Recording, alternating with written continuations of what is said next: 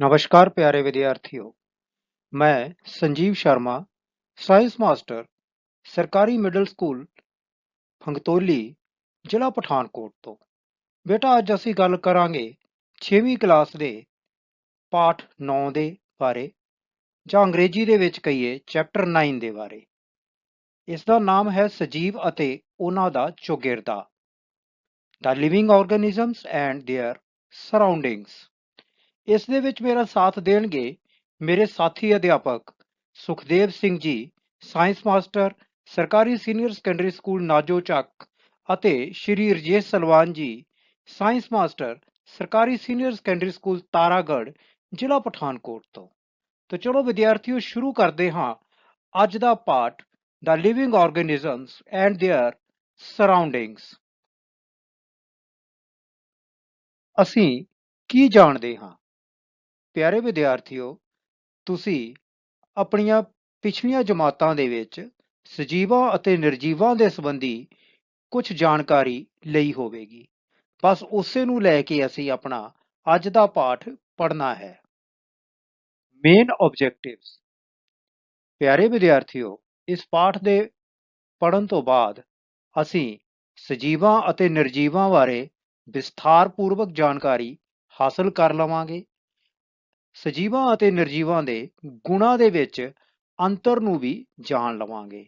So we will be able to understand the difference between the livings and non-livings। ਆਓ ਵਿਦਿਆਰਥੀਓ, ਇੱਕ ਕਿਰਿਆ ਕਰੀਏ। ਆਪਣੀ ਕਾਪੀ ਲਓ ਤੇ ਪੈਨ ਲਓ, ਤੇ ਪਿਛਲੇ ਜਮਾਤਾਂ ਦੇ ਵਿੱਚ ਤੁਸੀਂ ਸਜੀਵ ਅਤੇ ਨਿਰਜੀਵ ਵਸਤੂਆਂ ਬਾਰੇ ਜੋ ਪੜ੍ਹਿਆ ਹੈ ਉਸ ਨੂੰ ਯਾਦ ਕਰਦੇ ਹੋਏ ਸਜੀਵ ਵਸਤੂਆਂ ਅਤੇ ਨਿਰਜੀਵ ਵਸਤੂਆਂ ਦੀ ਸੂਚੀ ਤਿਆਰ ਕਰੋ। ਜਦੋਂ ਇਹ ਸੂਚੀ ਤਿਆਰ ਹੋ ਜਾਵੇਗੀ ਤਾਂ ਅਸੀਂ ਅਗਲੀ ਸਲਾਈਡ ਦੇ ਵਿੱਚ ਜਾਵਾਂਗੇ ਤੇ ਫਿਰ ਮਿਲਾ ਕੇ ਵੇਖਾਂਗੇ ਕਿ ਤੁਹਾਨੂੰ ਕਿੰਨਾ ਕੁ ਯਾਦ ਹੈ। ਚਲੋ ਸੂਚੀ ਤਿਆਰ ਕਰੀਏ। ਲਓ ਵਿਦਿਆਰਥੀਓ, ਇਹ ਸੂਚੀ ਤੁਹਾਡੇ ਸਾਹਮਣੇ ਹੈ। ਖੱਬੇ ਪਾਸੇ ਸਜੀਵ ਪਦਾਰਥ ਤੇ ਸੱਜੇ ਪਾਸੇ ਨਿਰਜੀਵ ਵਸਤੂਆਂ ਦੇ ਨਾਮ ਲਿਖੇ ਹੋਏ ਹਨ। ਤੁਸੀਂ ਧਿਆਨ ਨਾਲ ਦੇਖੋ, ਇਹ ਸਾਰੀਆਂ ਜੀਉਂਦੀਆਂ ਜਾਗਦੀਆਂ ਚੀਜ਼ਾਂ, ਜਿਵੇਂ ਜਾਨਵਰ ਵੀ ਦਿਖਾਈ ਦੇ ਰਹੇ ਹਨ, ਮੱਛੀ ਵੀ ਦਿਖਾਈ ਦੇ ਰਹੀ ਹੈ, ਪੰਛੀ ਵੀ ਦਿਖਾਈ ਦੇ ਰਹੇ ਹਨ, ਦਰਖਤ ਵੀ ਦਿਖਾਈ ਦੇ ਰਹੇ ਹਨ। ਇਹ ਕੁਝ ਸਜੀਵ ਵਸਤੂਆਂ ਦੇ ਨਾਮ ਹਨ। ਤੇ ਤੁਹਾਡੇ ਖਿਡੌਣੇ ਹੀ ਲੈ ਲਈਏ ਉਦਾਹਰਨ ਦੇ ਲਈ, ਜਿਵੇਂ ਟੈਡੀ ਬੀਅਰ, ਗੇਂਦ, ਕੁਰਸੀ, ਗੁੱਡੀ, ਇਹ ਸਭ ਨਿਰਜੀਵ ਵਸਤੂਆਂ ਦੇ ਨਾਮ ਹਨ। ਕੀ ਤੁਸੀਂ ਇਹੀ ਨਾਮ ਲਿਖੇ ਸਨ? ਜੇ ਨਹੀਂ ਲਿਖੇ ਤਾਂ ਵੀ ਕੋਈ ਘਬਰਾਉਣ ਦੀ ਲੋੜ ਨਹੀਂ ਹੈ, ਇਹਨਾਂ ਨੂੰ ਨੋਟ ਕਰ ਲਓ। ਮਨੁੱਖ ਵੀ ਸਜੀਵ ਹੀ ਹੈ। ਸੋ ਮੈਨੂੰ ਆਸ ਹੈ ਕਿ ਤੁਹਾਨੂੰ ਪਤਾ ਲੱਗ ਗਿਆ ਹੋਵੇਗਾ ਸਜੀਵ ਅਤੇ ਨਿਰਜੀਵ ਵਸਤੂਆਂ ਦੇ ਨਾਮਾਂ ਦੇ ਬਾਰੇ। ਹਾਂਜੀ ਪਿਆਰੇ ਵਿਦਿਆਰਥੀਓ, ਸਾਹਮਣੇ ਟੀਵੀ ਦੀ ਸਕਰੀਨ ਨੂੰ ਧਿਆਨ ਨਾਲ ਦੇਖੋ। ਇੱਕ ਟੇਬਲ ਬਣਿਆ ਜਾਂ ਸਾਰਣੀ ਬਣੀ ਹੈ, ਤੇ ਸਭ ਤੋਂ ਉੱਤੇ ਕੀ ਲਿਖਿਆ ਹੈ? ਸਜੀਵਾਂ ਅਤੇ ਨਿਰਜੀਵਾਂ ਦੇ ਵਿੱਚ ਅੰਤਰ। ਇੱਕ ਗੱਲ ਕਹੂੰਗਾ ਬੇਟਾ ਜੀ, ਧਿਆਨ ਨਾਲ ਸੁਣਨਾ। ਹਮੇਸ਼ਾ ਸਮਝਣ ਦੀ ਕੋਸ਼ਿਸ਼ ਕਰਨੀ ਹੈ, ਯਾਦ ਨਹੀਂ ਕਰਨਾ, ਰੱਟੇ ਨਹੀਂ ਲਗਾਣੇ। ਤੁਸੀਂ ਆਪਣੇ ਆਪ ਨੂੰ ਸਜੀਵ ਸਮਝ ਲੈਣਾ ਹੈ ਤੇ ਆਪਣੇ ਆਲੇ ਦੁਆਲੇ ਕੋਈ ਮੇਜ਼ ਕੁਰਸੀ ਪਈ ਹੋਈ ਹੈ ਉਸ ਨੂੰ ਨਿਰਜੀਵ ਵਸਤੂ ਸਮਝ ਲੈਣਾ। ਤੇ ਇਹ ਜਿਹੜੇ ਗੁਣ ਲਿਖੇ ਹੈ ਨਾ, ਇਹਨਾਂ ਨੂੰ ਮਿਲਾ ਕੇ ਦੇਖਣਾ ਔਰ ਸਮਝਣ ਦੀ ਕੋਸ਼ਿਸ਼ ਕਰਨਾ, ਸਭ ਕੁਝ ਤੁਹਾਨੂੰ ਯਾਦ ਹੋ ਜਾਏਗਾ। ਜਿਵੇਂ ਲੜੀ ਨੰਬਰ 1 ਦੇ ਉੱਤੇ ਲਿਖਿਆ ਹੋਇਆ ਪਹਿਲਾ ਗੁਣ ਗਤੀ, ਤੇ ਸਜੀਵ ਦੇ ਨੀਚੇ ਕੀ ਲਿਖਿਆ ਹੋਇਆ ਕਿ ਸਜੀਵ ਆਪਣੇ ਸਰੀਰ ਦੇ ਅੰਗਾਂ ਜਾਂ ਕਿਸੇ ਹਿੱਸੇ ਵਿੱਚ ਹਿਲਜੁਲ ਦਿਖਾਉਂਦੇ ਹਨ। ਮਤਲਬ ਕਿ ਸਰੀਰ ਦੇ ਕਿਸੇ ਵੀ ਹਿੱਸੇ ਨੂੰ ਹਿਲਾ ਸਕਦੇ ਹੋ। ਤੁਸੀਂ ਰੋਟੀ ਖਾਣੀ ਹੈ ਤਾਂ ਵੀ ਆਪਣੇ ਹੱਥ ਹਿਲਾਉਂਦੇ ਹੋ, ਖੇਡਦੇ ਹੋ ਤਾਂ ਲੱਤਾਂ ਚਲਾਉਂਦੇ ਹੋ, ਦੌੜਦੇ ਹੋ। ਪਰ ਤੁਹਾਡੇ ਸਾਹਮਣੇ ਜਿਹੜੀ ਕੁਰਸੀ ਪਈ ਹੈ ਜਾਂ ਮੰਜਾ ਪਿਆ ਕੋਈ, ਇਹ ਨਿਰਜੀਵ ਵਸਤੂ ਹੈ, ਇਹ ਆਪਣੇ ਆਪ ਗਤੀ ਨਹੀਂ ਕਰ ਸਕਦੀ। ਸੋ ਸਜੀਵ ਗਤੀ ਕਰ ਸਕਦੇ ਹਨ ਤੇ ਨਿਰਜੀਵ ਵਸਤੂਆਂ ਗਤੀ ਨਹੀਂ ਕਰ ਸਕਦੀਆਂ। ਦੂਸਰਾ ਗੁਣ ਲਿਖਿਆ ਵਾਧਾ। ਸਜੀਵਾਂ ਵਿੱਚ ਵਾਧਾ ਹੁੰਦਾ। ਤੁਸੀਂ ਨਿੱਕੇ ਜਿਹੇ ਸੀਗੇ, ਫਿਰ ਹੌਲੀ ਹੌਲੀ ਵੱਡੇ ਹੁੰਦੇ ਗਏ। ਪਰ ਤੁਹਾਡੀ ਰਬੜ, ਪੈਨਸਲ ਜਾਂ ਕੁਰਸੀ, ਇਹ ਨਿੱਕੀ ਤੋਂ ਕੋਈ ਵੱਡੀ ਥੋੜੀ ਹੁੰਦੀ ਹੈ ਆਪਣੇ ਆਪ। ਤੇ ਨਿਰਜੀਵ ਜਿਹੜੇ ਹੈ ਕੋਈ ਵਾਧਾ ਨਹੀਂ ਦਿਖਾਉਂਦੇ, ਇਹਨਾਂ ਦੇ ਵਿੱਚ ਵਾਧਾ ਨਹੀਂ ਹੁੰਦਾ, ਤੇ ਸਜੀਵਾਂ ਦੇ ਵਿੱਚ ਵਾਧਾ ਹੁੰਦਾ ਹੈ। ਤੀਸਰਾ ਪੁਆਇੰਟ ਹੈ ਪ੍ਰਜਨਨ। ਸਜੀਵ ਆਪਣੇ ਵਰਗੇ ਜੀਵ ਪੈਦਾ ਕਰਦੇ ਹਨ। ਮਤਲਬ ਜਿੰਨੀਆਂ ਵੀ ਜੀਵਤ ਵਸਤੂਆਂ ਹਨ, ਜਿੰਨੇ ਵੀ ਪ੍ਰਾਣੀ ਹਨ, ਉਹ ਆਪਣੇ ਵਰਗੇ ਜੀਵ ਪੈਦਾ ਕਰ ਸਕਦੇ ਹਨ, ਜਿਵੇਂ ਤੁਹਾਡੇ ਮਾਤਾ ਪਿਤਾ ਤੇ ਫਿਰ ਤੁਸੀਂ। ਪਰ ਨਿਰਜੀਵ ਆਪਣੇ ਵਰਗੇ ਜੀਵ ਪੈਦਾ ਨਹੀਂ ਕਰ ਸਕਦੇ। ਸਮਝ ਆ ਗਈ ਗੱਲ ਦੀ?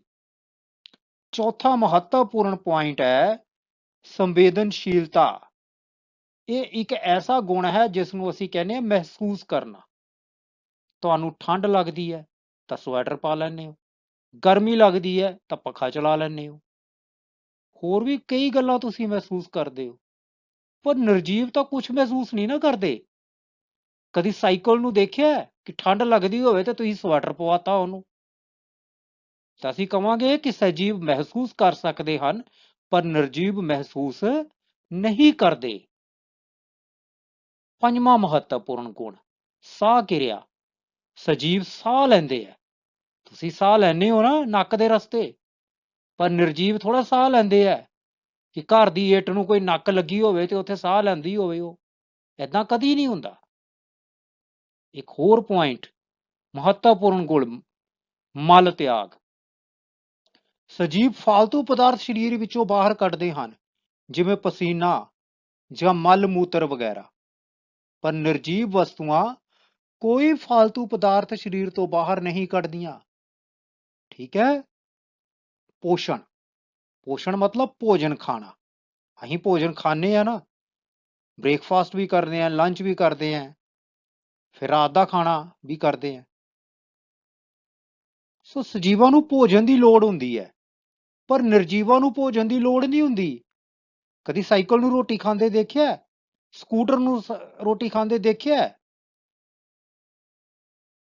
ਇਹਨਾਂ ਨੂੰ ਭੋਜਨ ਦੀ ਜ਼ਰੂਰਤ ਨਹੀਂ ਹੁੰਦੀ। ਤੇ ਅਸੀਂ ਕਹਿ ਸਕਦੇ ਹਾਂ ਜਾਂ ਕਹਿੰਦੇ ਹਾਂ ਕਿ ਨਿਰਜੀਵਾਂ ਨੂੰ ਭੋਜਨ ਦੀ ਜ਼ਰੂਰਤ ਨਹੀਂ ਹੁੰਦੀ।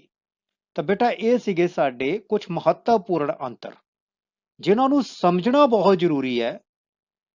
ਔਰ ਇੱਕ ਗੱਲ ਹੋਰ ਦੁਬਾਰਾ ਕਹੂੰਗਾ, ਜਦੋਂ ਆਪਣੀ ਤੁਲਨਾ ਕਿਸੇ ਪੈਨ ਜਾਂ ਪੈਨਸਲ ਨਾਲ ਕਰ ਲੋਗੇ ਨਾ, ਉਹਦੇ ਗੁਣਾਂ ਨਾਲ ਦੇਖਣਾ ਸ਼ੁਰੂ ਕਰੋਗੇ, ਤਾਂ ਤੁਸੀਂ ਖੁਦ ਹੀ ਲਿਖ ਸਕਦੇ ਹੋ। ਤੁਹਾਨੂੰ ਯਾਦ ਕਰਨ ਦੀ ਬਹੁਤੀ ਜ਼ਰੂਰਤ ਨਹੀਂ ਪਏਗੀ। ਫਿਰ ਵੀ ਇਹਨਾਂ ਪੁਆਇੰਟਸ ਨੂੰ, ਇਹਨਾਂ ਗੁਣਾਂ ਨੂੰ ਧਿਆਨ ਨਾਲ ਆਪਣੀ ਕਾਪੀ ਦੇ ਉੱਤੇ ਨੋਟ ਕਰ ਲਵੋ। ਹੁਣ ਕੁਝ ਗੱਲਾਂ ਇੰਗਲਿਸ਼ ਮੀਡੀਅਮ ਦੇ ਸਟੂਡੈਂਟਸ ਦੇ ਲਈ।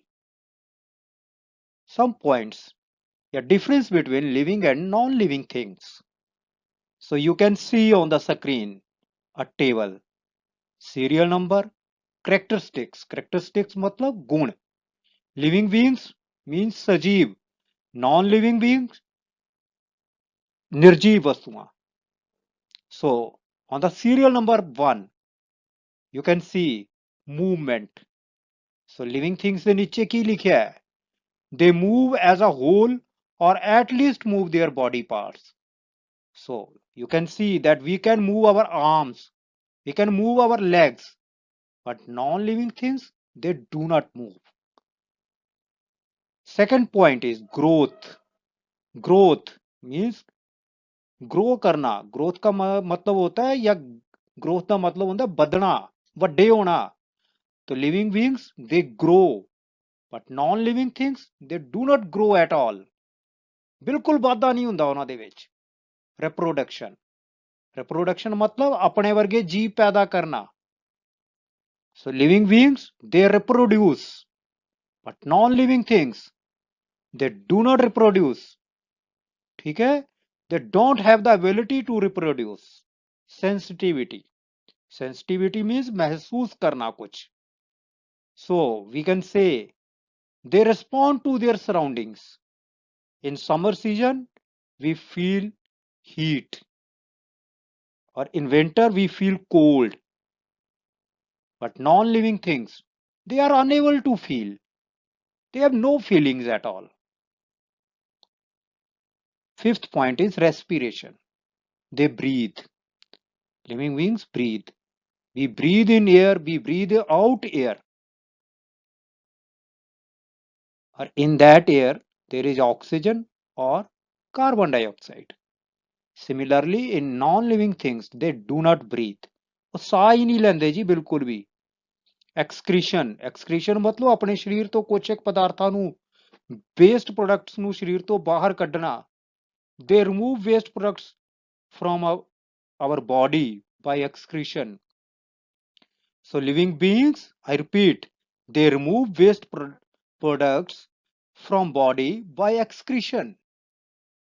Like we can say sweat, pasina, urine, peshab. But non-living things, they do not do excretion. ਕੋਈ excretion ਨਹੀਂ ਹੁੰਦੀ ਉਹਨਾਂ ਦੇ ਵਿੱਚ। And last main point is nutrition. Living beings need food for various life processes. But non-living things, they do not need food at all. So these are the major differences between living and non-living things. Please note down on your notebooks. Thank you. ਸਜੀਵਾਂ ਦੇ ਮੁੱਖ ਗੁਣ, characteristics of living beings. ਹਾਂਜੀ ਪਿਆਰੇ ਵਿਦਿਆਰਥੀਓ, ਚਲੋ ਅਸੀਂ ਹੁਣ ਸਜੀਵਾਂ ਦੇ ਕੁਝ ਮੁੱਖ ਗੁਣਾਂ ਬਾਰੇ ਜਾਣਨ ਦੀ ਕੋਸ਼ਿਸ਼ ਕਰੀਏ। ਪਹਿਲਾ ਗੁਣ ਹੈ, ਸਾਰੇ ਸਜੀਵ ਸੈੱਲਾਂ ਦੇ ਬਣੇ ਹੋਏ ਹਨ। All living beings are made up of cells. ਤੁਸੀਂ ਆਪਣੇ ਘਰ ਦੇਖਿਆ ਕਿਵੇਂ ਬਣਿਆ ਹੁੰਦਾ ਹੈ? ਇੱਟਾਂ ਲੈ ਕੇ ਆਨੇ ਆ ਅਸੀਂ, ਫਿਰ ਇੱਕ ਇੱਕ ਇੱਟ ਨੂੰ ਜੋੜ ਕੇ ਦੀਵਾਰ ਬਣਾਉਂਦੇ ਆ, ਫਿਰ ਦੀਵਾਰਾਂ ਨੂੰ ਜੋੜ ਕੇ ਪੂਰਾ ਮਕਾਨ ਬਣ ਜਾਂਦਾ ਹੈ। All living beings are made up of units. ਸਾਰੇ ਹੀ ਸਜੀਵ ਇਕਾਈਆਂ ਦੇ ਬਣੇ ਹੁੰਦੇ ਹਨ, ਜਿਨ੍ਹਾਂ ਨੂੰ ਕੋਸ਼ਿਕਾਵਾਂ ਕਿਹਾ ਜਾਂਦਾ ਹੈ ਜਾਂ ਸੈੱਲ ਕਿਹਾ ਜਾਂਦਾ ਹੈ। Some organisms are single celled. ਇਹਨਾਂ ਨੂੰ ਅਸੀਂ ਯੂਨੀਸੈਲੂਲਰ ਵੀ ਕਹਿੰਦੇ ਆ, ਜਿਵੇਂ ਅਮੀਬਾ ਜਾਂ ਪੈਰਾਮੀਸ਼ੀਅਮ। ਤੇ some organisms are multicellular, ਮਤਲਬ ਬਹੁ ਸੈਲੀ, ਬਹੁਤ ਸਾਰੇ ਸੈੱਲ ਹੁੰਦੇ ਆ ਇਹਨਾਂ ਦੇ ਵਿੱਚ, ਜਿਵੇਂ ਹਿਊਮਨ, ਮਨੁੱਖ ਵਗੈਰਾ, ਜਾਂ ਜਾਨਵਰ, ਕੁੱਤੇ ਵਗੈਰਾ। ਠੀਕ ਹੈ, ਸੋ ਪਹਿਲਾ ਗੁਣ ਕੀ ਹੋਇਆ ਕਿ ਸਾਰੇ ਸਜੀਵ ਸੈੱਲਾਂ ਦੇ ਬਣੇ ਹੋਏ ਹਨ। ਸਜੀਵਾਂ ਦਾ ਦੂਸਰਾ ਮਹੱਤਵਪੂਰਨ ਗੁਣ ਹੈ ਕਿ ਸਾਰੇ ਸਜੀਵ ਵਾਧਾ ਕਰਦੇ ਹਨ। All living things grow. ਮਤਲਬ ਗਰੋਥ ਹੁੰਦੀ ਹੈ ਉਹਨਾਂ ਦੇ ਵਿੱਚ, ਛੋਟੇ ਤੋਂ ਵੱਡੇ ਹੁੰਦੇ ਜਾਂਦੇ ਹਨ। Growth is the basic feature of all living beings. You might have seen a bud to grow in a huge tree. ਛੋਟੀ ਜੀ ਕਲਮ ਲਗਾਉਂਦੇ ਆ, ਇੱਕ ਵੱਡਾ ਦਰਖਤ ਬਣ ਜਾਂਦਾ ਹੈ। ਬੀਜ ਲਗਾਉਂਦੇ ਆ, ਵੱਡਾ ਪੌਦਾ ਬਣ ਜਾਂਦਾ ਹੈ। ਛੋਟਾ ਬੱਚਾ ਇੱਕ ਵੱਡਾ ਮਨੁੱਖ ਬਣ ਜਾਂਦਾ ਹੈ। ਸੋ ਦੂਸਰਾ ਗੁਣ ਕੀ ਹੋਇਆ? All living things grow. ਇੱਕ ਚਿੱਤਰ ਵੀ ਦੇਖਦੇ ਹਾਂ ਇਸ ਦੇ ਸੰਬੰਧ ਦੇ ਵਿੱਚ ਅਸੀਂ। ਇਸ ਚਿੱਤਰ ਨੂੰ ਦੇਖ ਕੇ ਤੁਸੀਂ ਵਾਧੇ ਦੇ ਸੰਬੰਧ ਦੇ ਵਿੱਚ ਜਾਂ ਗਰੋਥ ਦੇ ਸੰਬੰਧ ਦੇ ਵਿੱਚ ਆਪਣੇ ਆਪ ਹੀ ਸਭ ਕੁਝ ਸਮਝ ਸਕਦੇ ਹੋ। ਸੋ ਗਰੋਥ ਜਿਹੜੀ ਹੈ ਉਹ ਸਜੀਵਾਂ ਦਾ ਇੱਕ ਮਹੱਤਵਪੂਰਨ ਗੁਣ ਹੈ। All living beings need food. This is the third main characteristic. ਸਾਰੇ ਸਜੀਵਾਂ ਨੂੰ ਭੋਜਨ ਦੀ ਜ਼ਰੂਰਤ ਹੁੰਦੀ ਹੈ, ਇੱਕ ਮੁੱਖ ਗੁਣ ਹੈ। ਬੇਟਾ ਤੁਸੀਂ ਬਹੁਤ ਸਾਰੇ ਕੰਮ ਕਰਦੇ ਹੋ, ਜਿਵੇਂ ਸਾਹ ਲੈਂਦੇ ਹੋ, ਫਿਰ ਪਾਚਨ ਕਿਰਿਆ ਹੁੰਦੀ ਹੈ ਤੁਹਾਡੇ ਸਰੀਰ ਦੇ ਅੰਦਰ, ਤੁਸੀਂ ਚੱਲਦੇ ਵੀ ਹੋ, ਹੋਰ ਵੀ ਕਈ ਕੰਮ ਕਰਦੇ ਹੋ। ਇਹਨਾਂ ਸਾਰੇ ਕੰਮਾਂ ਦੇ ਲਈ એનર્ਜੀ ਦੀ ਜ਼ਰੂਰਤ ਹੁੰਦੀ ਹੈ, ਊਰਜਾ ਦੀ ਜ਼ਰੂਰਤ ਹੁੰਦੀ ਹੈ, ਤੇ ਇਹ ਊਰਜਾ ਸਾਨੂੰ ਭੋਜਨ ਤੋਂ ਪ੍ਰਾਪਤ ਹੁੰਦੀ ਹੈ। ਸੋ ਭੋਜਨ ਸਾਡੇ ਸਰੀਰ ਦੇ ਲਈ ਬਹੁਤ ਹੀ ਜ਼ਰੂਰੀ ਹੈ। All living beings require energy for various life processes. So we can say food is the main source of energy. ਚੌਥਾ ਮਹੱਤਵਪੂਰਨ ਗੁਣ, ਸਾਰੇ ਸਜੀਵ ਉਤੇਜਨਾ ਪ੍ਰਤੀ ਪ੍ਰਤੀਕਿਰਿਆ ਕਰਦੇ ਹਨ, ਜਾਂ all living beings respond to stimulus. ਇਸ ਦਾ ਕੀ ਮਤਲਬ ਹੈ? ਬੇਟਾ ਜਿਹੜਾ ਸਾਡਾ ਆਲਾ ਦੁਆਲਾ ਹੈ ਨਾ, ਉਸ ਦੇ ਪ੍ਰਤੀ ਅਸੀਂ ਨਾ ਪ੍ਰਤੀਕਿਰਿਆ ਕਰਦੇ ਹਾਂ, ਜਾਂ ਅਸੀਂ ਉਸ ਨੂੰ ਮਹਿਸੂਸ ਕਰਦੇ ਹਾਂ ਪਹਿਲੇ, ਫਿਰ ਸਾਡੇ ਵੱਲੋਂ ਇੱਕ ਪ੍ਰਤੀਕਿਰਿਆ ਦਿੱਤੀ ਜਾਂਦੀ ਹੈ। ਠੀਕ ਹੈ। ਸੋ ਇੰਗਲਿਸ਼ ਦੇ ਵਿੱਚ ਅਸੀਂ ਕਵਾਂਗੇ all living beings respond to the surrounding atmosphere.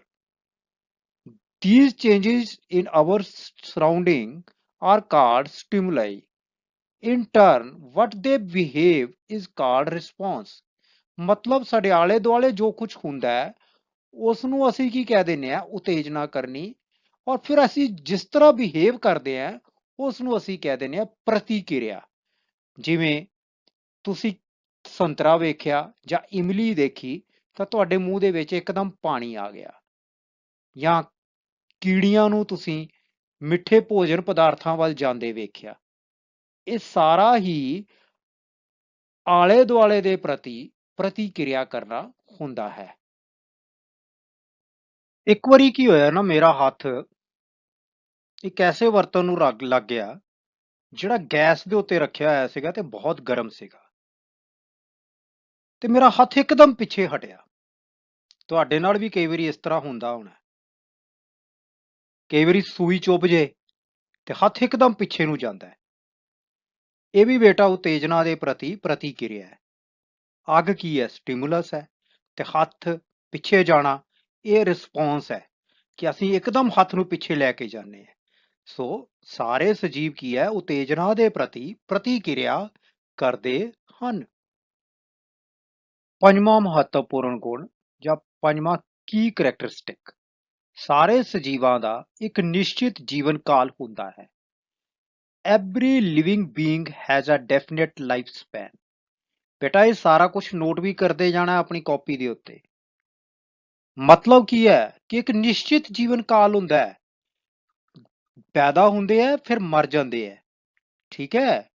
The length of a time for which a person or animal lives, ਮਤਲਬ ਇੱਕ ਸਮੇਂ ਦੇ ਲਈ ਜਿਹਦੇ ਵਿੱਚ ਇੱਕ ਕੋਈ ਇਨਸਾਨ ਜਾਂ ਜਾਨਵਰ ਜਿਉਂਦਾ ਰਹਿੰਦਾ ਹੈ, ਉਸ ਨੂੰ ਉਸ ਦਾ ਲਾਈਫ ਸਪੈਨ ਕਿਹਾ ਜਾਂਦਾ ਹੈ, ਜਾਂ ਜੀਵਨ ਕਾਲ ਕਿਹਾ ਜਾਂਦਾ ਹੈ। ਕੁਛ ਇੱਕ ਦਾ 100 ਸਾਲਾਂ ਚ ਹੁੰਦਾ ਹੈ, ਤੇ ਕਈਆਂ ਦਾ ਇੱਕ ਦਿਨ ਚ ਵੀ ਹੁੰਦਾ ਹੈ, ਤੇ ਕਈਆਂ ਦਾ ਮਹੀਨਿਆਂ ਦੇ ਹਿਸਾਬ ਨਾਲ ਹੁੰਦਾ ਹੈ। ਅਗਲੀ ਸਲਾਈਡ ਹੈ, ਉਸ ਦੇ ਵਿੱਚ ਤੁਸੀਂ ਬੜੇ ਧਿਆਨ ਨਾਲ ਨੋਟ ਕਰਨਾ ਹੈ। ਪਹਿਲੇ ਤੇ ਵੇਖਣਾ ਹੈ, ਫਿਰ ਨੋਟ ਕਰਨਾ ਹੈ ਕਿ ਕਿਹੜੇ ਕਿਹੜੇ ਜੀਵ ਦਾ ਕਿੰਨਾ ਜੀਵਨ ਕਾਲ ਹੈਗਾ ਹੈ। ਬੇਟਾ ਇਸ ਸਾਰਣੀ ਨੂੰ ਧਿਆਨ ਨਾਲ ਦੇਖੋ, ਕੀ ਲਿਖਿਆ ਉੱਪਰ? ਕੁਝ ਜੀਵਾਂ ਦਾ ਔਸਤ ਜੀਵਨ ਕਾਲ।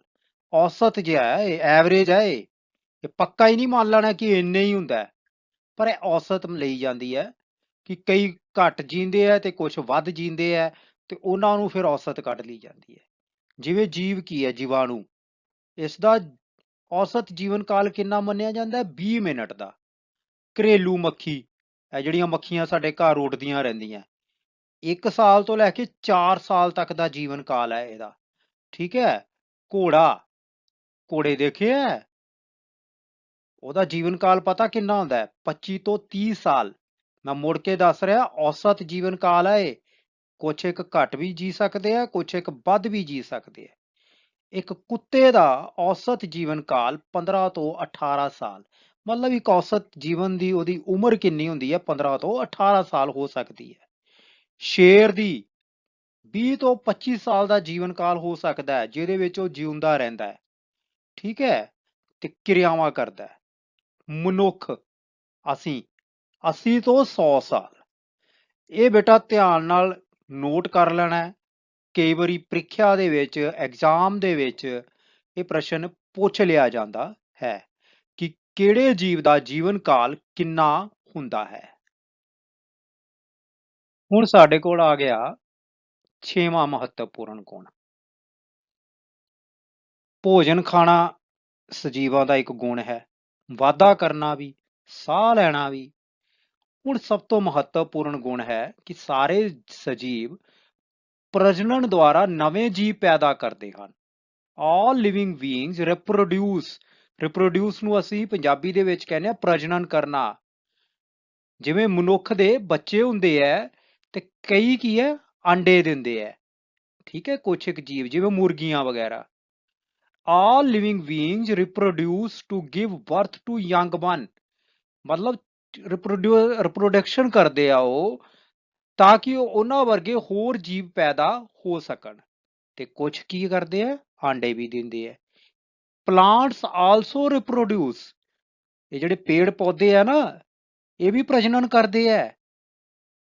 ਜਿਵੇਂ ਬੀਜ ਦਿੰਦੇ ਹੋ, ਕਈਆਂ ਦੀਆਂ ਤੁਸੀਂ ਕਲਮਾਂ ਲਗਾ ਦਿੰਦੇ ਹੋ, ਕਈ ਪੱਤਿਆਂ ਤੋਂ ਹੀ ਨਵੇਂ ਪੌਦੇ ਪੈਦਾ ਕਰ ਦਿੰਦੇ ਆ, ਤੇ ਕੁਝ ਜੜ੍ਹਾਂ ਰਾਹੀਂ ਨਵੇਂ ਪੌਦੇ ਪੈਦਾ ਕਰਦੇ ਹਨ। Point is, all living beings respire, ਸਾਰੇ ਜੀਵ ਸਾਹ ਲੈਂਦੇ ਆ। respire ਦਾ ਮਤਲਬ ਹੁੰਦਾ ਸਾਹ ਲੈਣਾ। ਅਸੀਂ ਆਪਣੇ ਅੰਦਰ ਆਕਸੀਜਨ ਭਰਪੂਰ ਹਵਾ ਲੈ ਕੇ ਜਾਂਦੇ ਆ, ਤੇ ਜਦੋਂ ਅਸੀਂ ਸਾਹ ਛੱਡਦੇ ਆ ਤਾਂ ਉਹ ਕਾਰਬਨ ਡਾਈਆਕਸਾਈਡ ਭਰਪੂਰ ਹਵਾ ਹੁੰਦੀ ਹੈ।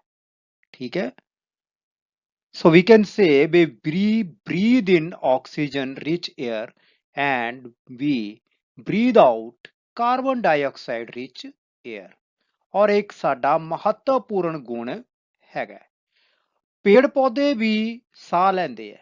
ਅਸੀਂ ਜਿਵੇਂ ਆਕਸੀਜਨ ਭਰਪੂਰ ਹਵਾ ਅੰਦਰ ਲੈ ਕੇ ਜਾਂਦੇ ਆ ਤੇ ਕਾਰਬਨ ਡਾਈਆਕਸਾਈਡ ਭਰਪੂਰ ਹਵਾ ਬਾਹਰ ਛੱਡਦੇ ਆ, ਤਾਂ ਪੇੜ ਪੌਦੇ ਕੀ ਕਰਦੇ ਆ, ਕਾਰਬਨ ਡਾਈਆਕਸਾਈਡ ਅੰਦਰ ਲੈ ਕੇ ਜਾਂਦੇ ਆ ਸਟੋਮੈਟਾ ਦੇ ਰਾਹੀਂ। ਸਟੋਮੈਟਾ ਕੀ ਹੁੰਦੇ ਆ, ਪੱਤਿਆਂ ਦੇ ਨੀਚੇ ਛੋਟੇ ਛੋਟੇ ਛੇਦ ਹੁੰਦੇ ਆ ਤੇ ਵਾਤਾਵਰਣ ਦੇ ਵਿੱਚ ਆਕਸੀਜਨ ਛੱਡ ਦਿੰਦੇ ਹਨ। ਸੋ ਸੱਤਵਾਂ ਮਹੱਤਵਪੂਰਨ ਗੁਣ ਕਿਹੜਾ ਹੋਇਆ, ਕਿ ਸਾਰੇ ਸਜੀਵ ਸਾਹ ਲੈਂਦੇ ਹਨ। ਸਾਰੇ ਸਜੀਵ ਫਾਲਤੂ ਪਦਾਰਥਾਂ ਨੂੰ ਬਾਹਰ ਕੱਢਦੇ ਹਨ। all living things remove waste from body, ਮਤਲਬ ਕੀ ਹੋਇਆ, ਕਿ ਸਾਡੇ ਸਰੀਰ ਦੇ ਵਿੱਚ ਪਸੀਨਾ ਪੈਦਾ ਹੁੰਦਾ, ਅਸੀਂ ਉਸ ਨੂੰ ਵੀ ਬਾਹਰ ਕੱਢ ਦਿੰਦੇ ਹਾਂ। ਸਾਡੇ ਸਰੀਰ ਦੇ ਵਿੱਚ ਪਿਸ਼ਾਬ ਬਣਦਾ ਹੈ, ਅਸੀਂ ਉਸ ਨੂੰ ਵੀ ਬਾਹਰ ਕੱਢਦੇ ਹਾਂ। ਮਲ ਪਦਾਰਥ ਹੁੰਦਾ, ਉਸ ਨੂੰ ਵੀ ਅਸੀਂ ਬਾਹਰ ਕੱਢ ਦਿੰਦੇ ਹਾਂ। ਸੋ ਇੱਕ ਮਹੱਤਵਪੂਰਨ ਗੁਣ ਹੈ ਸਾਡਾ। ਪੇੜ ਪੌਦੇ ਵੀ ਆਪਣੇ ਵਿਅਰਥ ਪਦਾਰਥ ਬਾਹਰ ਕੱਢਦੇ ਆ, ਔਰ ਕਿੱਥੋਂ ਕੱਢਦੇ ਆ, ਸਟੋਮੈਟਾ ਦੇ ਰਾਹੀਂ। ਜਿਵੇਂ ਪਹਿਲੇ ਹੀ ਦੱਸਦੇ ਆ ਕਿ ਪੱਤਿਆਂ ਦੇ ਨੀਚੇ ਛੋਟੇ ਛੋਟੇ ਛੇਦ ਹੁੰਦੇ ਹਨ। ਗਤੀ ਕਰਨਾ ਸਾਡਾ ਇੱਕ ਮਹੱਤਵਪੂਰਨ ਗੁਣ ਹੈ। ਸਾਰੇ ਸਜੀਵ ਗਤੀ ਕਰਦੇ ਹਨ ਜਾਂ ਹਿਲਜੁਲ ਕਰਦੇ ਹਨ। all living beings show movement, ਜਿਵੇਂ ਤੁਸੀਂ ਮੈਂ ਪਹਿਲੇ ਵੀ ਗੱਲ ਕੀਤੀ ਹੈ, ਤੁਸੀਂ ਆਪਣੇ ਹੱਥ ਹੀ ਹਿਲਾਉਂਦੇ ਹੋ। ਭੋਜਨ ਖਾਣਾ ਹੈ ਤਾਂ ਪਲੇਟ ਤੋਂ ਰੋਟੀ ਚੁੱਕ ਕੇ ਮੂੰਹ ਦੇ ਵਿੱਚ ਪਾਣੀ ਹੈ ਤਾਂ ਵੀ ਹੱਥ ਹਿਲਾਉਣਾ ਪੈਣਾ ਹੈ। ਖੇਡਣਾ ਹੈ, ਤੁਰਨਾ ਹੈ, ਠੀਕ ਹੈ, ਹੋਰ ਬੜੇ ਕੁਛ ਕਿਰਿਆਵਾਂ ਕਰਨੀਆਂ, ਉਹਦੇ ਲਈ ਕੀ ਕਰਦੇ ਹਾਂ, ਅਸੀਂ ਹਿਲਜੁਲ ਕਰ ਸਕਦੇ ਹਾਂ, ਆਪਣੇ ਹੱਥਾਂ ਨੂੰ ਹਿਲਾ ਸਕਦੇ ਹਾਂ। ਠੀਕ ਹੈ, ਇੱਕ ਜਗ੍ਹਾ ਤੋਂ ਦੂਸਰੀ ਜਗ੍ਹਾ ਜਾਣਾ ਆ ਭੋਜਨ ਦੀ ਖੋਜ ਦੇ ਵਿੱਚ, ਤਾਂ ਕੀ ਕਰਦੇ ਹਾਂ, ਅਸੀਂ ਗਤੀ ਕਰਦੇ ਹਾਂ। ਸੋ ਸਾਰੇ ਸਜੀਵ ਜਿਹੜੇ ਆ ਉਹ ਗਤੀ ਕਰ ਸਕਦੇ ਹਨ। all living beings show movement. Animal move from one place to another in search of food. ਜਿਹੜੇ ਜਾਨਵਰ ਹਨ ਇੱਕ ਥਾਂ ਤੋਂ ਦੂਜੀ ਥਾਂ ਤੱਕ ਜਾਂਦੇ ਹਨ, ਗਤੀ ਕਰਦੇ ਆ, ਮੂਵ ਕਰਦੇ ਆ ਉਹ ਭੋਜਨ ਦੀ ਖੋਜ ਦੇ ਵਿੱਚ।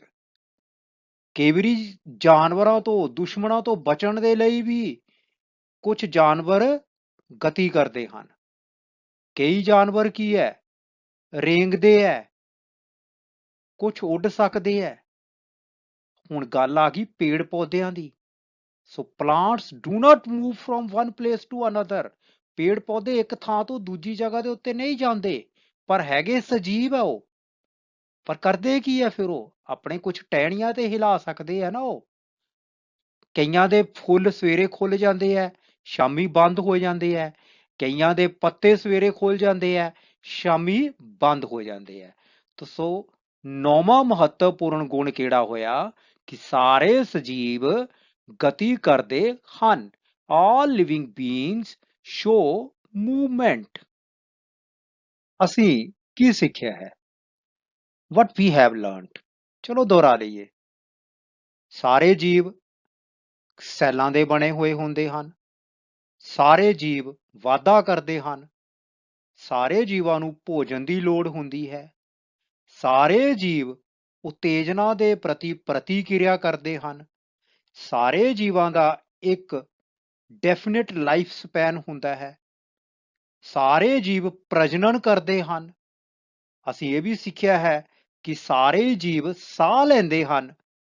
ਫਿਰ ਅਸੀਂ ਸਿੱਖਿਆ ਕਿ all living things remove waste from body, ਕਿ ਸਾਰੇ ਹੀ ਸਜੀਵ ਆਪਣੇ ਸਰੀਰ ਦੇ ਵਿੱਚੋਂ ਵਿਅਰਥ ਪਦਾਰਥਾਂ ਨੂੰ ਬਾਹਰ ਕੱਢਦੇ ਹਨ। ਤੇ ਫਿਰ ਇੱਕ ਮਹੱਤਵਪੂਰਨ ਗੁਣ ਸਿੱਖਿਆ ਕਿ all living beings show movement, ਕਿ ਸਾਰੇ ਸਜੀਵ ਗਤੀ ਕਰਦੇ ਹਨ ਜਾਂ ਹਿਲਜੁਲ ਕਰਦੇ ਹਨ। ਪਿਆਰੇ ਵਿਦਿਆਰਥੀਓ, ਮੈਨੂੰ ਆਸ ਹੈ ਕਿ ਤੁਸੀਂ ਸਾਰੇ ਹੀ ਲੈਕਚਰ ਨੂੰ ਧਿਆਨ ਨਾਲ ਸੁਣਿਆ ਹੋਵੇਗਾ ਅਤੇ ਸਮਝਿਆ ਹੋਵੇਗਾ।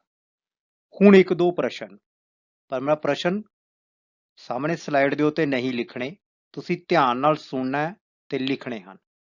ਪਹਿਲਾ ਪ੍ਰਸ਼ਨ ਹੈ ਕਿ ਸਜੀਵਾਂ ਅਤੇ ਨਿਰਜੀਵਾਂ ਦੇ ਵਿਚਕਾਰ ਅੰਤਰ ਲਿਖੋ। Write differences between living things and non living things. ਤੇ ਦੂਸਰਾ ਪ੍ਰਸ਼ਨ ਹੈ, ਮਹੱਤਵਪੂਰਨ ਪ੍ਰਸ਼ਨ ਹੈ ਕਿ ਰਾਈਟ ਕੀ ਕਰੈਕਟਰਿਸਟਿਕਸ ਆਫ ਲਿਵਿੰਗ ਬੀਇੰਗਸ। ਸਜੀਵਾਂ ਦੇ ਮਹੱਤਵਪੂਰਨ ਗੁਣ ਲਿਖੋ। ਸਿਰਫ ਦੋ ਪ੍ਰਸ਼ਨ ਹਨ ਤੁਹਾਨੂੰ ਹੋਮਵਰਕ ਦੇ ਲਈ। ਨੋਟਬੁੱਕ ਦੇ ਵਿੱਚ ਲਿਖਣੇ ਹਨ, ਆਪਣੇ ਅਧਿਆਪਕ ਸਾਹਿਬਾਨ ਨੂੰ ਚੈੱਕ ਕਰਾਉਣੇ ਹਨ। ਘਰ ਦੇ ਵਿੱਚ ਰਹੋ ਬੇਟਾ ਔਰ ਸੁਰੱਖਿਅਤ ਰਹੋ। ਧੰਨਵਾਦ।